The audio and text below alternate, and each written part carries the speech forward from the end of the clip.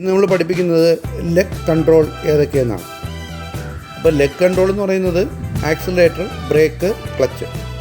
അപ്പോൾ ഇത് കുട്ടികൾ പഠിപ്പിക്കുന്നതിന് വേണ്ടി അവർക്ക് സെപ്പറേറ്റ് ആയിട്ട് നമ്മളത് അവർക്ക് കണ്ട് ഓപ്പറേറ്റ് ചെയ്യുന്നതിന് വേണ്ടി ഇനിഷ്യൽ ക്ലാസ് നമ്മൾ കൊടുക്കുമ്പോൾ കുട്ടികളെ പഠിപ്പിക്കാൻ വേണ്ടി ചെയ്തിരിക്കുന്ന ഒരു ഓപ്പറേഷൻ സിസ്റ്റമാണ്.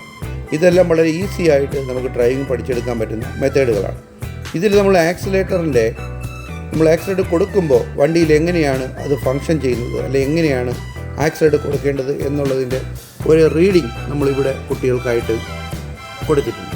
ആക്സിലേറ്റർ നമ്മൾ എങ്ങനെ കൊടുക്കണം എന്നുള്ളത് ഇവിടെ നമ്മൾ പ്രത്യേകിച്ച് മാർക്ക് ചെയ്തിട്ടുണ്ട്. അതേ റീഡിങ് തന്നെയാണ് നമ്മളിവിടെ ആക്സിലേറ്റർ പെഡലിലും നമ്മൾ യൂസ് ചെയ്തിട്ടുണ്ട്. അപ്പോൾ ആക്സിലേറ്റർ നമ്മൾ കൊടുക്കുമ്പോൾ എത്രമാത്രം ആക്സിലേറ്റർ താഴ്ന്നു എന്ന് ഈ ഒരു റീഡിങ്ങിലൂടെ അവർക്ക് മനസ്സിലാക്കാൻ കഴിയും. അപ്പോൾ നമ്മൾ കാലുകൊണ്ടാണ് ആക്സിലേറ്റർ ഓപ്പറേറ്റ് ചെയ്യുന്നതെങ്കിലും അത് കൈകൊണ്ടാണ് ആദ്യം അത് ചെയ്ത് പ്രതിസ്ഥമാക്കുന്നത്. ഓക്കെ, ശ്രീഹരി, ആക്സിലേറ്റർ ഒരു പോയിൻ്റ് മാത്രം ആക്സിലേറ്റർ കൊടുക്കൂ, മതി. അത് ഇനീഷ്യൽ ആക്സിലേറ്ററാണ്, എപ്പോഴും കൊടുക്കുമ്പോഴും അങ്ങനെയാണ്. ഇനി പയ്യെ സാവധാനം ചവിട്ടി താഴ്ത്തു. അപ്പോൾ മനസ്സിൽ സങ്കല്പിക്കണം, അതിനനുസരിച്ച് വാഹനത്തിൽ സ്പീഡ് വന്നുകൊണ്ടിരിക്കുന്നു. വരട്ടെ, യെസ്. ഇപ്പം നമുക്ക് കൺട്രോൾ സ്പീഡായി. ഇതിനപ്പുറം ആക്സിലേറ്റർ കൊടുക്കുമ്പോൾ വാഹനത്തിൻ്റെ വേഗത കൂടിപ്പോകും. അപ്പോൾ എതിരെ ഒരു ബസ് വന്നു, ഞാൻ പറഞ്ഞു ശ്രീഹരി ആക്സിലേറ്റർ കുറയ്ക്കൂ, യെസ്, പൂർണ്ണമായി കുറഞ്ഞു. അതിൻ്റെ റീഡിങ് 0-ലെത്തിയല്ലോ, എത്തി. ഞാൻ പറയുന്നു വീണ്ടും പോകാമെന്ന് പറയും, വീണ്ടും യെസ്. സാവധാനം നമ്മൾ ആക്സിലേറ്റർ കൊടുക്കും, മതി, സ്ലോ, യെസ്. രണ്ടാമത്തെ സ്ലോ പറയുമ്പോൾ എന്ത് ചെയ്യണം? രണ്ടാമത്തെ സ്ലോ പറയുമ്പോൾ ആക്സിലേറ്ററിൽ നിന്ന് കാലെടുത്ത് ബ്രേക്ക് ചെയ്ത് സാവധാനത്തിൽ സ്ലോ ചെയ്യണം. അപ്പോൾ ബ്രേക്കിൽ തൊട്ടാൽ ബ്രേക്ക് ആവില്ല, ബ്രേക്ക് ജാം ആവുന്നത് നമുക്കറിയാൻ പറ്റും. ബ്രേക്ക് ജാമായതിനു ശേഷമാണ് നമ്മൾ ബ്രേക്ക് കൺട്രോൾ ചെയ്യേണ്ടത്.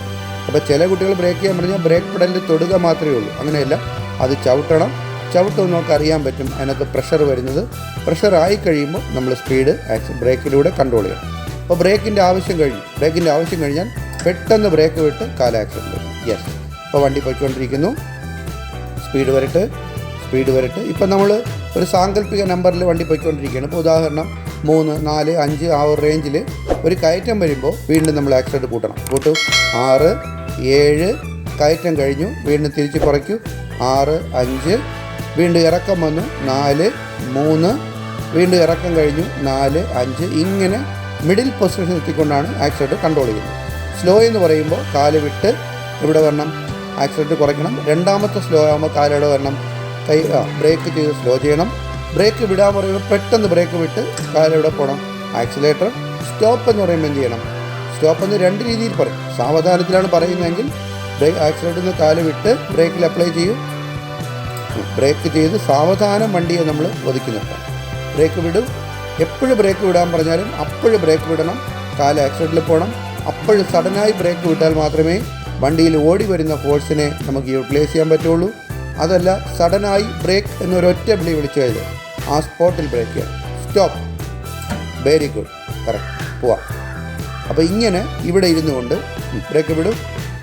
ഇങ്ങനെ ഇവിടെ ഇരുന്നു കൊണ്ട് ആക്സിലേറ്റർ ബ്രേക്ക് നിരന്തരം ചെയ്ത് പ്രാക്ടീസ് ചെയ്യണം. അപ്പോൾ കൈകൾ കൊണ്ട് ഇതിനെയൊക്കെ നോക്കി മനസ്സിലാക്കി ഐഡിയ കിട്ടിയതിനു ശേഷം നമ്മൾ അപ്പുറത്തിരിക്കുന്ന ഡ്രൈവിംഗ് സ്കൂളിൽ തന്നെയുള്ള കാലുകൊണ്ട് ഓപ്പറേറ്റ് ചെയ്യുന്ന ആക്സിലേറ്റർ ബ്രേക്ക് സിസ്റ്റത്തിൽ ചെയ്ത് വീണ്ടും പ്രാക്ടീസ് ചെയ്യണം.